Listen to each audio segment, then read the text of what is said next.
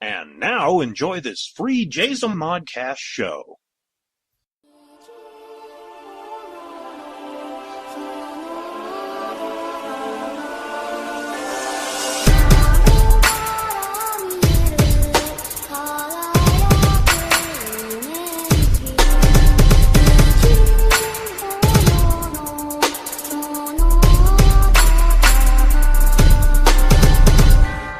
Welcome to My Public Life as an American Nerd. I am your host, David K. Montoya. Alright, kids, how are we doing this week? I'm getting a late start on things. Typically, I record this show a Monday before let's see, how do I say this? I almost do it like 2 weeks in advance. So if I do it a Monday, then the previous week's Monday comes out on that Thursday.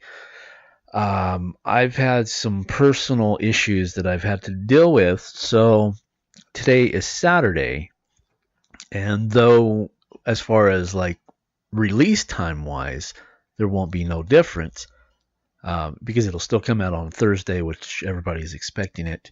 I'm actually recording a little bit late. So we are jumping in and finding out what is going on this week. There's plenty of things to talk about. I was trying to get my son to come in and join me in this conversation because opening night on Thursday, he and I went and saw Venom. We went and seen the 8 o'clock showing in 3D, and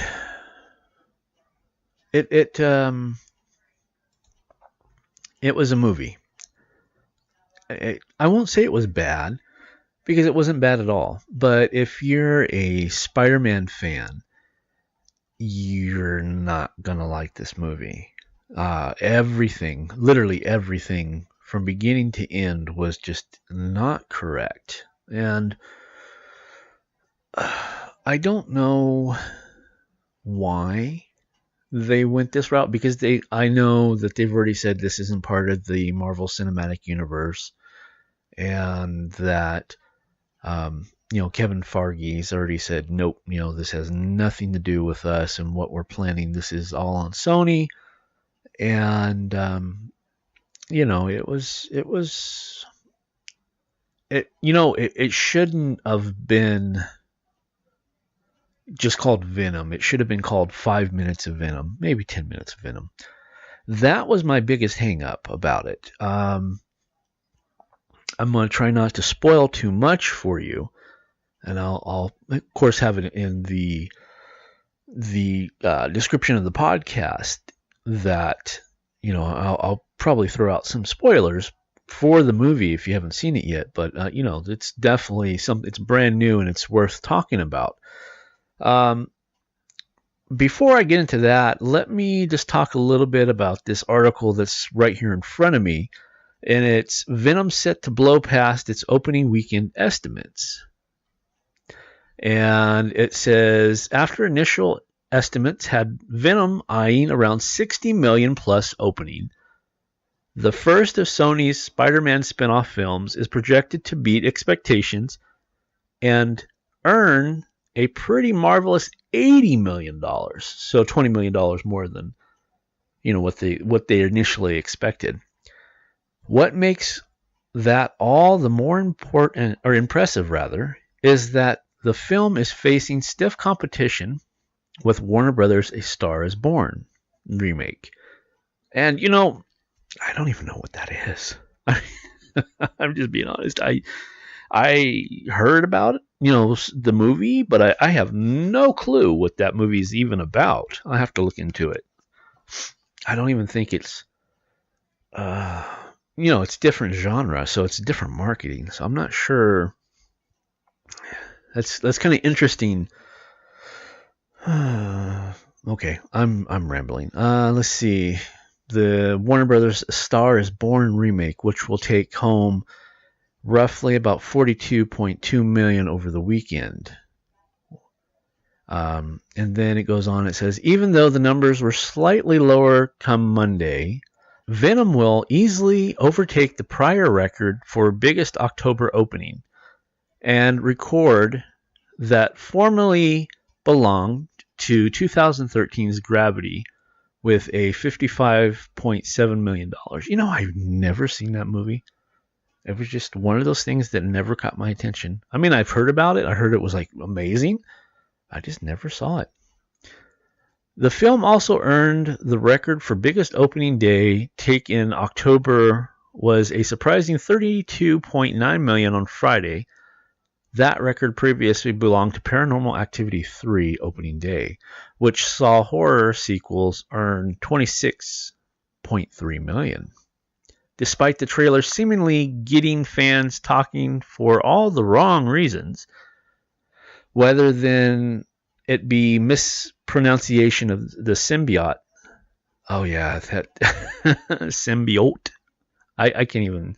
Yeah, it's symbiote, not oat. But yeah, that's a total different. Or the strange voiceover choice for the symbiote himself. You know, that's kind of. It depends on what you hear. I mean, I as far as that went, I had no problem with it. I thought that was it fit. I honestly did. I had no problem with it. But the symbiote, yeah, no. That let's see. That response doesn't seem to have affected Venom in any major way. More often than not, bad reviews tend to affect box office's estimates, typically resulting in lower numbers when all is said and done.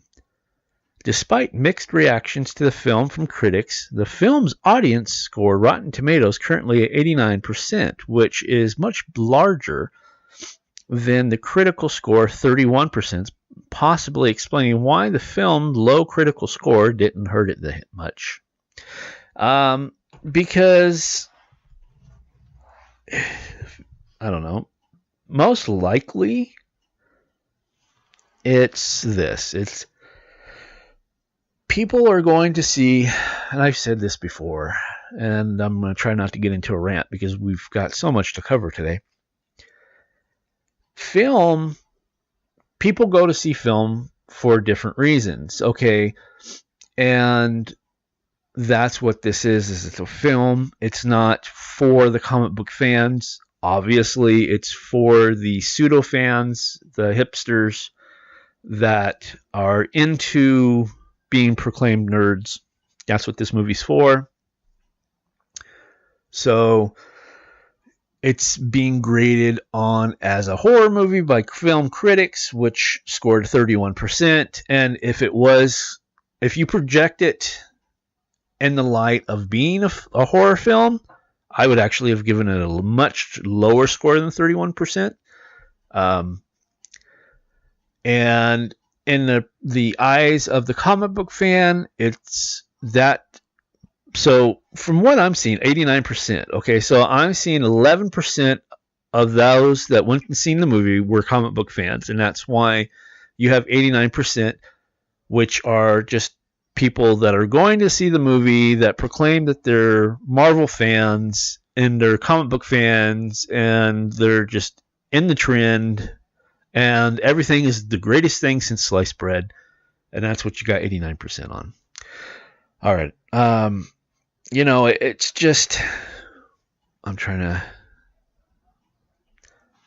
I don't know. I mean, it wasn't okay.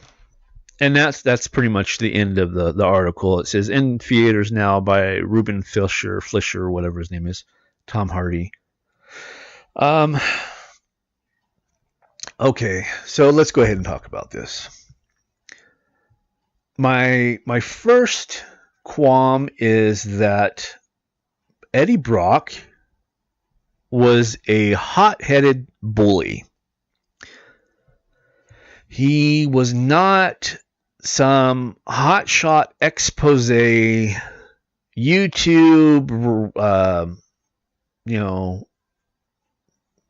reporter, columnist, whatever you want to call him. He didn't have a solid, moral background.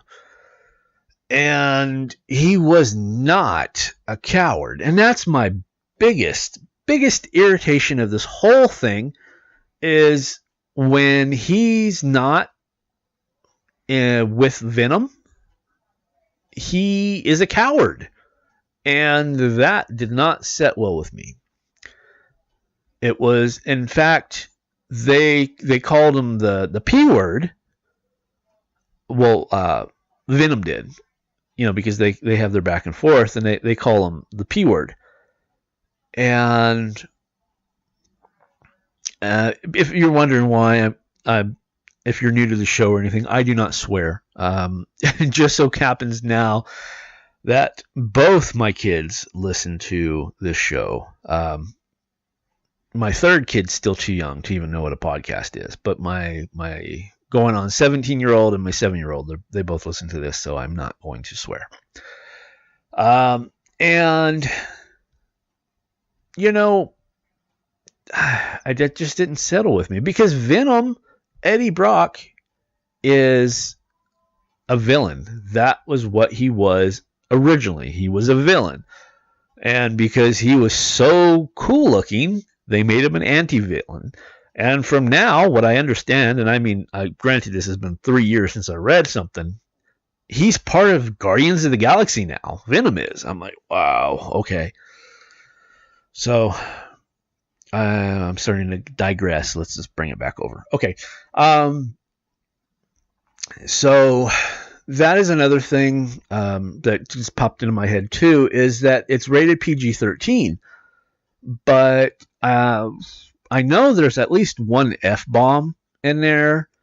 And it must have been really on the cusp of rated R. Now, if I would have taken my 7-year-old, because she's into comic books, she likes comic book movies, I probably would have been a little upset because of the content. Now, I know they're saying PG-13. Why would you take a 7-year-old to PG-13? Well, because it's a Marvel movie, technically. And they keep it in a frame of way it's supposed to be. Now, yes, I do realize that when Venom first came out, it was supposed to be rated R. But you know what? They probably went to the Movie Association of America, was it the MPAA, and got it talked down into a PG-13, because in my perspective, with the type of violence, the profanity that's used, everything, it did not feel like even suitable for someone who's 13, to be honest with you. And that was kind of my other hang up about it. Now, I get that they were trying to meet the level of Wolverine, because Logan came out and it was rated R, and I know people didn't like it. I liked the movie. I know they got X-23 completely wrong, but it's Fox. They never get nothing right with the X-Men, so just leave it at that. And I know people out there that are X-Men fans and X-23 fans are like, yep. They can't get crap right. They can't. They literally cannot. I'm digressing. Boy, I'm really digressing today. Let's see. Let me see if I can bring this back in. So, because Wolverine is an adult character, children really don't follow. There's no children's Meet Wolverine cartoon, as where Venom falls into the Spider-Man universe, or Spider-Verse, is animated movie is coming out. And there is, the superhero squad is the first thing that pops into my head, which is Spider-Man. It's essentially it's Avengers for like toddlers and adolescents, before like you get to 5. So there's that level of maturity that you have to go into to even understand this. So when you make something like Venom, because Venom fits into, in fact, I think Venom actually, there is an episode of Venom in the Superhero Squad. I have 3 kids. Trust me, I'm sure I've seen it before. So it just doesn't fit that mechanics that Wolverine would fit, because Wolverine is a mature character, because Venom is inside the Spider-Verse, not so much. I know. I hope that makes sense. I'm trying to put it together as much as I can. But yeah. So okay, moving on. My other hang up about it was the fact that it was 10 minutes of Venom and 110 minutes of Eddie Brock or Tom Hardy. I know they're like, oh, we're trying to make it realistic. No, that's not realistic. Number one, you're going into the storyline and you have to suspend the amount of belief just to even get there. Okay, I'm cool with that. I'm a comic book fan. I have no problem. But just call an apple, okay? You were being greedy. You were trying to approach this and save money, because you can totally see that in your CG, because the CG was just not well done.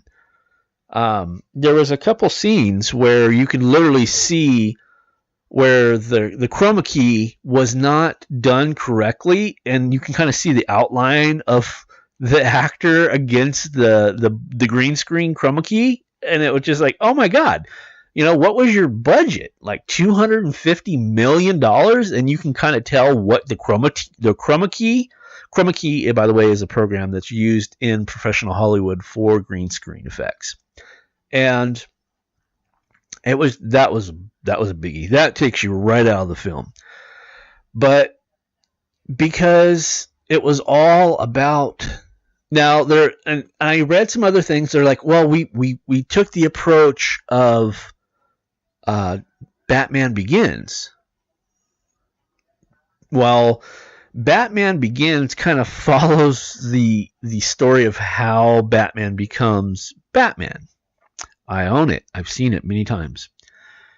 And then here, they don't even follow anything. They mention that he was from New York, but that's about it.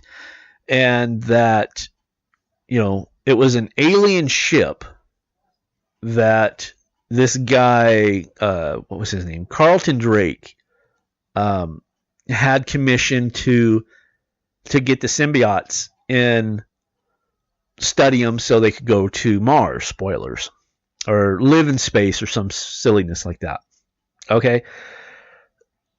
There was no connection to Spider-Man, which kind of like, number one, if it's Venom, it should have had a white spider. I'm sorry. That's just the way it should have been. So everything was just wrong on it, guys. And I don't mean to come across hating on it, because as a film, it was entertaining. I was entertained for the film's sake. Now, I can say that I'm not a big Spider-Man fan. Now, Jay, my son, he is, and he said it was okay. It was a decent movie. And of course, he went through and said, this is what was wrong with it. But he said, for the movie's sake, being a movie, he agreed with me. It was a decent movie, and yes, we liked the idea that they came. I don't know if it was just for opening night or if they're doing this, but we got free Venom comic when we picked up our tickets. So that was kind of neat too. And I haven't read it, so I don't know if I should have read it going into the movie to make more sense. But I thought it was okay. It's something that I won't be purchasing when it comes out on Blu-ray, and I really have no desire to see it again, to be honest with you. that's just kind of the way I see it. And I don't know. Again, I'm trying not to sound like I'm being a hater because the movie was decent. It wasn't that bad, but it's just definitely not something. It's not like the Avengers, Avengers was really good. Speaking of Avengers, did you guys know that they are actively working on a Dark Avengers movie? I was just telling Jay, again, my son, about this before we started talking, and he didn't even realize it. And I was like, yeah, I was going through news articles, and I found one that talks about it a little bit. And the article says it's Dark Avengers movie script reportedly in development at Marvel Studios. And I'm like, okay. That's piqued my interest. This is obviously where it's going to go after the next Avengers movie. So I'm curious. Let's see what it says here. Let me blow this up real fast so I can read it because I'm old and my eyes are going out. Okay. It says the future of Marvel Cinematic Universe after the events of Avengers 4 could come clear, and the future is looking dark. After yesterday's rumor that the new movie would be titled Avengers Annihilation, a new report has popped up courtesy of #show indicating one of the next big crossover films could be Dark Avengers. The report does not indicate that such a movie is being put into production yet, but that a script for the production has recently been completed. As an outlet states, Marvel Studios does commission many scripts that many different potential franchises, and not all of them actually come to fruition. But it does provide a potential glimpse into the future of the Marvel Cinematic Universe post-Avengers 4, and how the vacuum of star power could be filled should Chris Evans, Robert Downey Jr., and Chris Hemsworth decide to exit the franchise. Now, I'm going to get into that in just a minute. But in the comics, Dark Avengers are the new iteration of the Thunderbolts. If you don't know what the Thunderbolts are, the best way to describe the Thunderbolts is think Suicide Squad, but Marvel. That's pretty much the best way I can describe them. That team started out as a group of supervillains replacing the Avengers who went missing under the new heroic identities. Now, if you remember when I had Mike Lutz, we were talking about Heroes Reborn. That's what this was part of the Heroes Reborn thing. The heroes are destroyed, killing Onslaught, and they disappear, and it's all fitting together. It's all making sense now. Very interesting. Okay, so the supervillains replacing the Avengers who went missing under the new heroic identities, though they were quickly found out. Later on, the team became part of a poison reform system with incarcerated supervillains during the heroic deeds in order to shave time off of their sentence. Kind of like DC Suicide Squad. Yep, I had not read this, but yeah, we're on the same track here. That makes me feel good. That means I know what I'm talking about. Oh, goodness. Okay, it says the reformed Green Goblin, Norman Osborn, led the team during the events of Secret Invasion in which the Skrulls tried to take over the Earth. Osborn eventually delivered a killing blow to the Skrull leader, being heralded as the savior and given control over S.H.I.E.L.D., which he quickly rebranded and reorganized as Hammer. Remember Hammer, kids? What is that? Movie-wise, think Iron Man 2. Justin Hammer.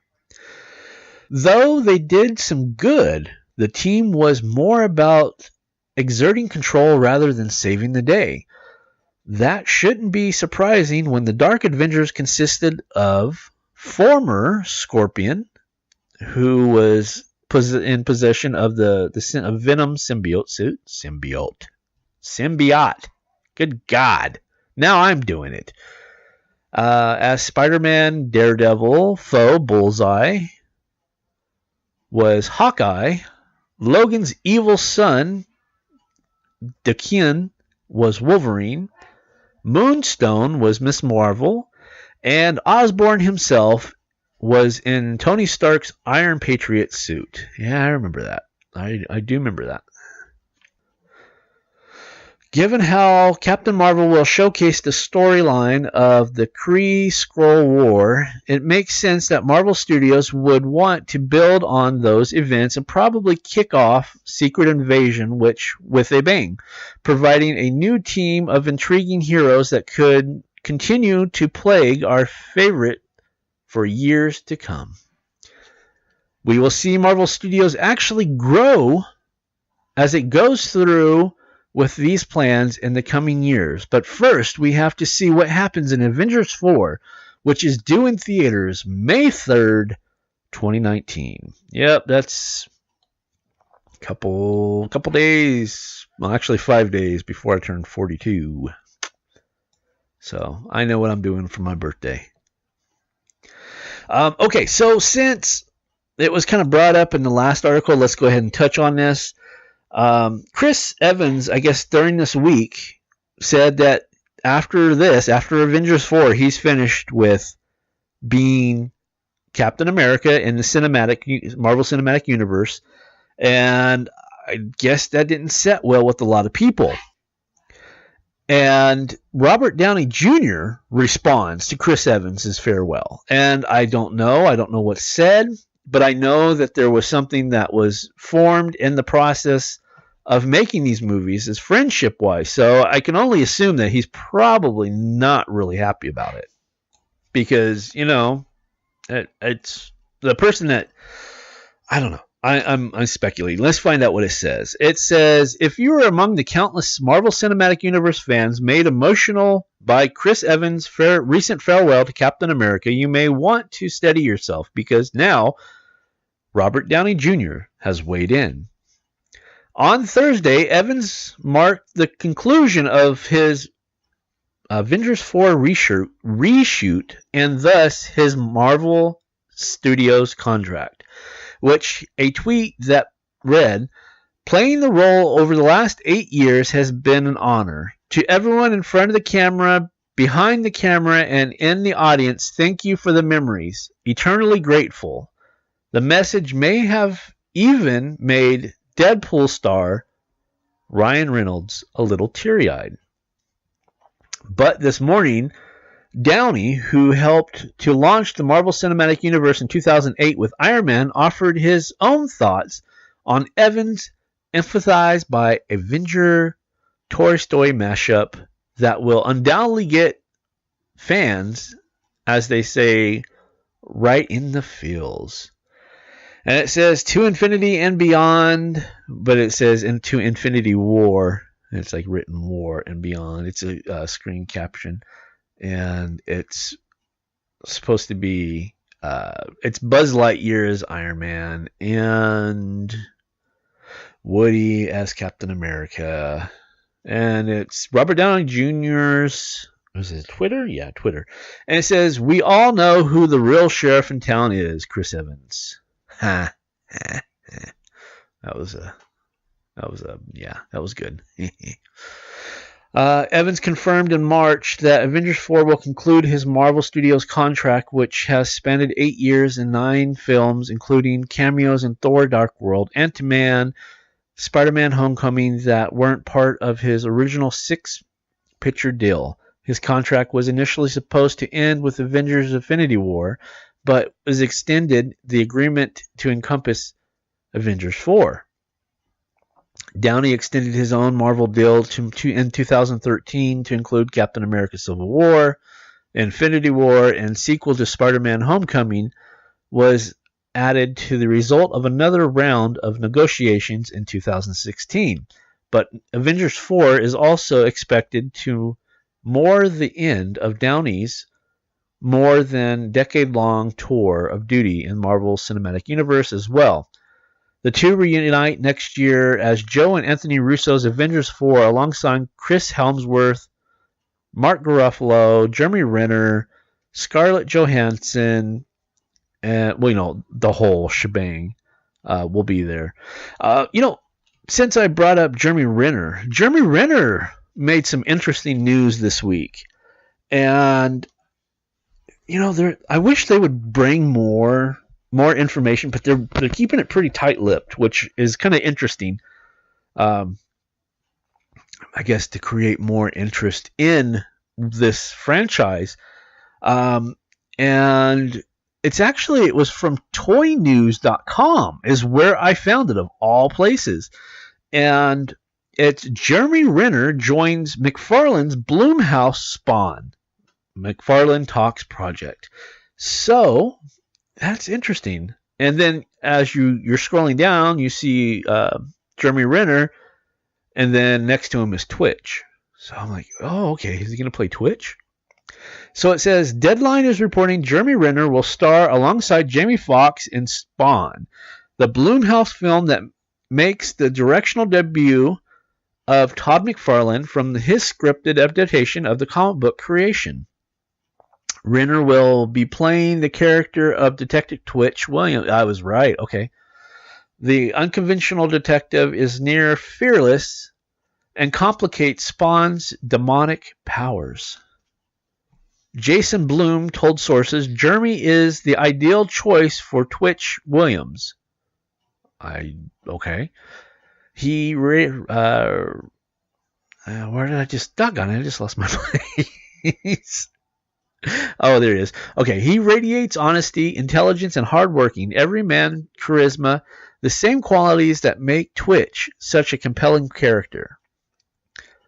Fox, Jamie Foxx, is set to play the title character who started out in the comic books as Al Simmons, a member of the CIA Black Ops team who is twice betrayed. After being set up by cohorts to be murdered, with his corpse being set aflame, Simmons is then double-crossed in hell.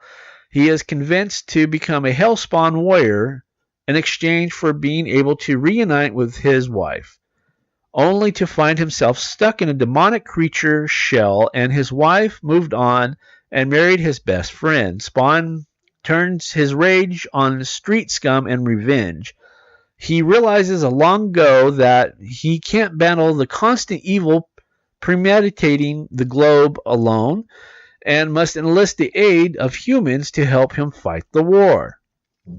It says, as first-time director, I want to be surrounded myself with the most talented and most skilled people I can have on all fronts, Todd McFarlane told sources. I was lucky enough to land Jason Blum and Jamie Foxx, and I knew the person on screen the most is the police officer, Twitch Williams. We needed as strong a person as possible because he will be the face of the film. I took my naive Hollywood approach again and said, let's start at the top and work down. Jeremy was at the top. I'm a huge fan of his. The character doesn't need to be a bodybuilder or GQ handsome. I was looking for someone who's a person you can meet before. I needed someone who could pull off the grief of an average human being. I seen Jeremy do that in more than a few of his movies. He was at the top of my list, just like Jamie. The next step for the project will be a lock in a distributor to set financing on the film that will likely carry $10 to $12 million budget, a rated R, and franchise potential. Jason and I feel we have a strong package here. McFarlane said. Academy Award nominee, Academy Award nominated actor, the first time director.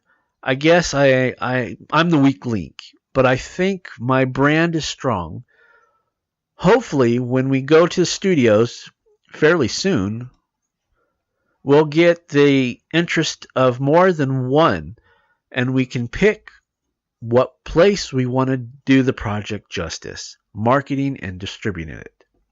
We're going to go as close to green light as we can get, since development progress has already been done rather. We're looking for someone to say, yeah, cool, we'll take it. It's a reasonable budget. We're not asking anyone to stretch. The goal here is a quality project at a reasonable price. And that pretty much sums up McFarlane as everything he's ever done. That's him. I think he's an awesome person. I think he's a great creator, amazing artist, and he's a heck of a business guy. He really is. He knows his stuff. And I think it's pretty cool. Pretty cool stuff. I'm looking forward to the movie. Since we're talking about McFarlane, as an entrepreneur, he's got his fingers in a lot of different things. And I kind of stumbled across this because I was going through McFarlane.com. And this particular topic is actually for my daughter, because once she hears this, she's going to go bonkers.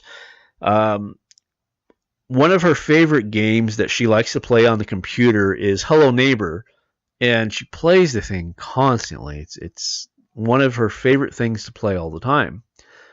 Anyway, this one's for you, kiddo. It's Hello Neighbor action figures are coming. Oh, she's going to go nuts. I can hear her bouncing around in the background right now. Well, she's not here. I'm just saying, as soon as she hears this. And it says, Hello Neighbor is a stealth horror game that features artificial intelligence, AI, that is sure to give players a thrill. It is a suspenseful game that has a new twist and turn around every corner. The latest twist is Hello Neighbor action figures slated to hit shelves soon. But first, to get your hands on a new Hello Neighbor action figure by pre-ordering them. All pre-orders are fulfilled before regular orders. And it's the neighbor. It shows what he's going to look like. That's pretty cool. I'm not going to have to might. I'm going to have to buy one. It says, stay tuned to Facebook, Twitter, Instagram for more updates, giveaways, and more. And it says, see, Hello Neighbor construction set here. Well, let me just take a peek here. I'm going to see how much this is here. Oh, let's say $18. You can pre-order it on Amazon. $18. That's not bad. So I might have to get that for my kiddo. So that'll be really cool. I think she'd like that a lot. So there you go. If you're anybody that collects action figures, you can head over to McFarlane.com and check it out. There's a whole bunch of new stuff coming out here soon. So I think you'll dig it.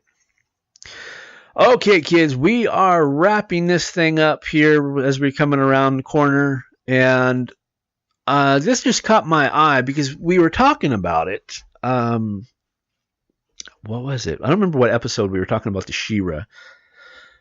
But there's some more information that's been let loose, and I think it develops the character from what we knew back in the 80s to the new character that's coming out here very shortly. And pretty much the only thing that's going to be similar to what we remember as children in the 80s is the name She-Ra, and everything else essentially is going to be different. I remember it was my mom. She took me to the movies, and we actually seen She-Ra.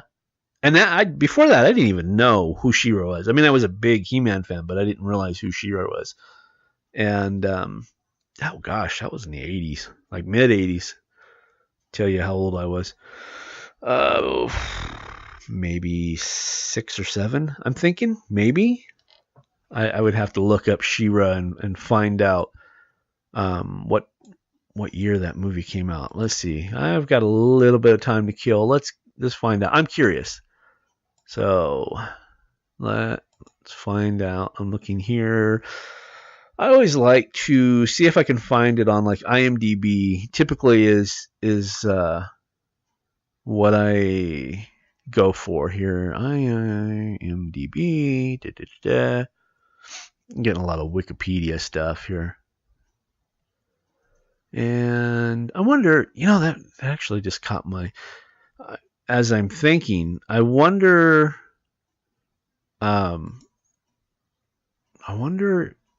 if He-Man and She-Ra are going to be related, because they were brother and sister originally. So let's see, IMDb, checking this out here. Okay, so it's 1985. So I was 8 in 85. So there you go. Still a kid. All right. Anyway, jumping back to this article so we can wrap things up and I can send you on your way. It says She-Ra, Noelle Stevenson on Catra and She-Ra's new relationship. And let's scroll down. It says, fans of the original She-Ra, Princess of Power, will no doubt remember one of the Princess of Power's biggest rivals was Catra, the Horde soldier with the power to transform into a panther, with the use of a magic mask stolen from Queen of the Magic Cats. In the pilot, Adora was her force captain before defecting to the rebellion, and the two remained enemies for the remainder of the series. Netflix's new She-Ra Princess of Power series sees a similar origin story for Adora and Catra.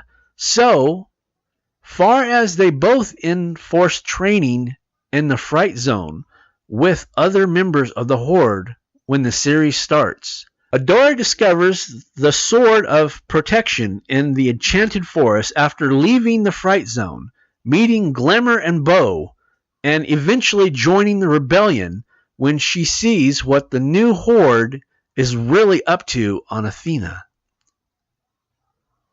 Sure, He-Man's been eliminated from the equation, but the bones of the story are pretty much unchanged, except for one key aspect, that Adora's relationship with Catra. Instead of the two going with essentially co-workers to enemies, Noelle Stevenson's story introduced them both as best friends raised in the Horde together, possibly the only real family either has ever known. This makes Adora's eventual change in loyalty essentially resistant, considering she's leaving behind real relationships that were based on truth, even in the upbringing was based on a lie. According to Stevenson, their friendship serves as a foundation for both of their journeys as the show moves forward, which is a dramatic change from the 80s cartoon. That was one thing that I knew about my version of the show, Stevenson told the press at New York Comic Con. One, that it was something that the executive I have developed it with, she said. I always kind of thought that Adora and Catra should know each other. They should have grown up together. Why did they never have any kind of connection? And I was like, I love it. It also just a relationship that I really gravitated towards. She sort of like people who are inseparable, who shape each other so much so that when the moment that they sort of remove from that, where they grow past each other. Adora and Catra, they're so codependent at the beginning of the show. So much of Adora's journey to being a hero and Catra from being a villain that they have to figure out who they are outside of the relationship with each other. It's so fraught. It's so tragic in so many ways, especially Catra. She takes it really, really personally, Stevenson continued. For Catra, it's personal. For Adora, it's ideological. She's like, I need to do the thing that's right, even if I leave behind the person who is so important to me. And Catra's like, how could you do that? That could possibly be the most important thing in the relationship we have. And so, that just being always been a relationship dynamic that I've really gravitated towards, and I really want to showcase the complexity of it here. The relationship between Adora and Catra marks just one more way Stevenson has updated the original property to reflect the ways of storytelling that has evolved 30 years since She-Ra, Princess of Power aired. Characters, images have been changed to exhibit more diversity and body positivity, and the character of Bo has been tweaked to have two fathers in an effort to represent the LGBTQ community. And now Catra and She-Ra has a relationship that deepens their adversity rather than just being two women who once competed for the attention of the same father figure who lives still revolves around him. A bet the different orbits. Stevenson's proved herself more than capable of creating something new but familiar from the bones of something old. There you have it, kids. Yeah. Whew, that's gonna be something. I'll tell you what, kids. I don't know. I really don't know. I don't really have much to say about that. You can tell I haven't been recording much. I'm already losing my voice. But let's go ahead and get out of here and call it a week. Thank you for stopping by. Come back next week and we'll do it all over again because, you know, being a nerd is a revolving door. There's always something going on. So for this week, for my public life as an American nerd, I am your host, David K. Montoya, and I bid you adieu.